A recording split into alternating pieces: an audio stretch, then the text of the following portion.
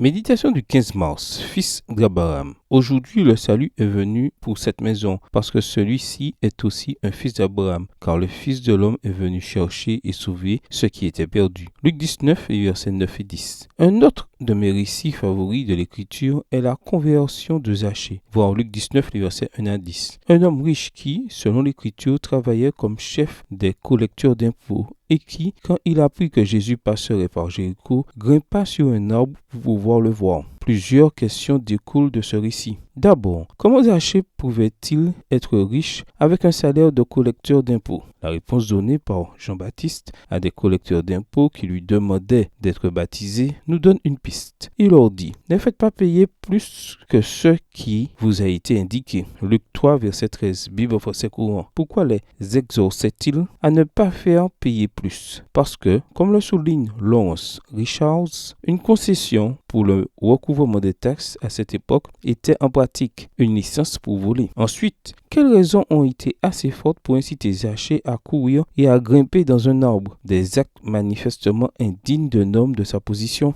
Le fait était que Zachée avait entendu parler de Jésus et avait appris que le Seigneur témoignait de la bonté aux classes proscrites. Alors il eut le désir d'une vie meilleure. Extrait du livre Jésus-Christ, chapitre 61, page 500, livre écrit par Ellen G. White. Enfin, comment se fait-il que Jésus appelle Zachée par son nom sans qu'il se soit connu auparavant? La réponse est, en partie, dans le paragraphe précédent. Jésus connaissait déjà Zachée et connaissait l'œuvre que le Saint-Esprit accomplissait dans son cœur. C'est la raison pour laquelle, et parce qu'il était venu chercher et sauver ce qui était perdu, notre Seigneur courut le risque de fréquenter un homme rejeté par tous. En plus de séjourner chez lui, il le reconnut comme un fils d'Abraham et lui accorda le don du salut. Voir Luc 19, versets 9 et 10. Que peut-on demander de plus? Voulez-vous, comme Zachée, voir Jésus aujourd'hui? Eh bien, en accord avec ce que nous avons lu aujourd'hui, pouvez-vous croire que, avant que vous ne le cherchiez, le Seigneur vous cherchera? Et avant que vous ne l'appeliez, il vous appellera? Quelque obscur qu'ait été votre passé,